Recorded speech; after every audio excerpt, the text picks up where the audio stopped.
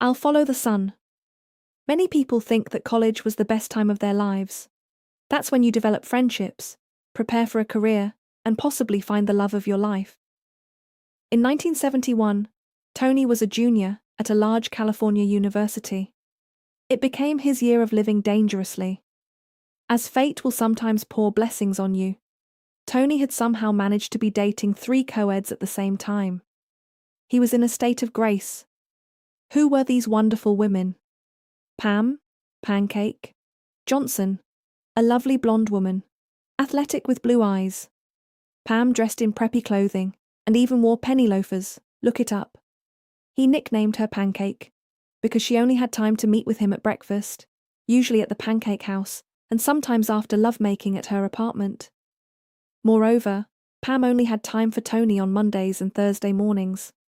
This made dating Pam a scheduled, pleasant experience. Lisa, pizza. Donatelli, an Italian student from the East Coast. Lisa had a bohemian bent and often dressed in torn jeans, peasant shirts and clogs, much like her neighbours in The Hate. Her dark hair and brown eyes popped as she smiled. Lisa loved pizza and only had time for Tony at lunchtime, and only on Tuesday and Friday afternoons.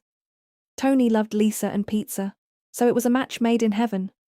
He thought she might be the one, before meeting Sasha, see below. Sasha, Pasta, Romanov, a fiery Russian woman with bright red hair, lipstick and fashionable clothes. Unlike most co-eds, Sasha wore designer pants and satin blouses. She was, after all, an exchange student from Moscow. And yes, you guessed it, she only had time for Tony in the evening, and only on Wednesday and Saturday nights. His nickname, Pasta, derived from the fact that she loved Italian food, and of course so did Tony. They went to all the Italian restaurants in the Bay Area. You may have noticed Tony had no paramours on Sunday. Thank God. That was the day to catch up on reading, writing papers, and prepping for exams the next week. Although his lovers had ample time for their studies, Tony had to juggle his time constantly. As long as this schedule held up, he would be all right. It was unlikely that any of the women would see him with one of the others, because the campus and population was so large. Remember, when they weren't seeing Tony, they were probably in class, the library, or studying.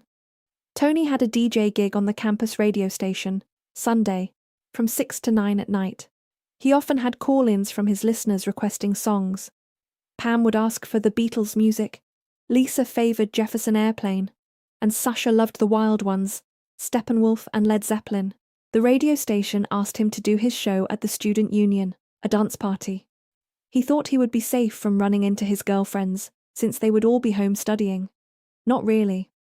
As he spun records, lovely co-eds would come up to him and whisper requests in his ear. This was the reason he became a DJ in the first place, to meet women. Then he saw her, Sasha, in a red satin blouse, black pants and high heels. She sashayed up to him and gave him a kiss on the neck. In her delightfully broken English, she greeted him. "Hello, lover. I thought you did your show in the studio." "Yes, Sasha, usually. But they needed someone for the dance. I thought you would be home studying." "I needed a break. Besides, I always think of you at dinner time." Tony looked around, among the hundreds of people dancing. "Well, you should go dance. There are a lot of guys who would love to dance with you. Won't you be jealous? Aren't you afraid someone will take me away from you?" "We have a great time together, but I don't own you. This is college, not the Politburo." Sasha bent down and gave him a long, passionate kiss. Tony's eyes were closed, but he worried who might be watching. "Das wieder nie, Tony. Maybe you can stop by after the dance." "I'd like that, Sasha. Probably not until 10. Sasha disappeared into the crowd. Tony was relieved. What's a girl have to do to get a Beatles song?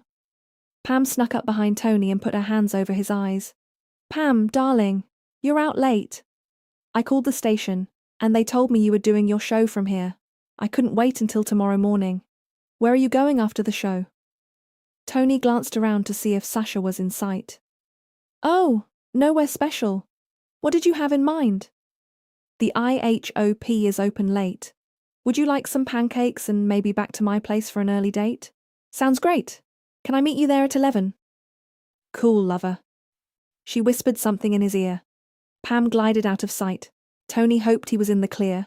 No such luck. Lisa saw Tony at the DJ desk and ran up to him. There's my guy. How are you, Tony? Lisa, the iconic flower girl, was as pure and beautiful as usual. Lisa, I thought you had an early class tomorrow. Don't you want to see me? No, that's not it. I just thought. Grauzerovi, how about we get a pizza after the dance? All right, a quick one.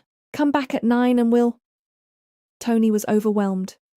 How could he see Lisa at 9 for a pizza, Sasha at 10 and Pam at 11 for pancakes and romance? The next hour was torture, as he played music and tried to find a solution. Maybe he could reschedule Sasha and have time for Lisa and Pam. But a solution did not present itself. 9 p.m. The dance was over.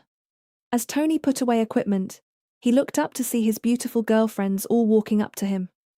I don't think I have to detail how that went. Having lost his 3 girlfriends in one night, he wasn't ready to go home.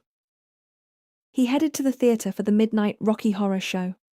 Sitting in the middle of the seats, he wondered how this had all gone wrong. A goth girl with all the Rocky Horror makeup sat next to him. Hey, where's your costume? Oh, I just came from the student union dance. My name is Tony. I'm Karen. Would you like some popcorn? Tony smiled and thought to himself. Yes, thanks. Popcorn.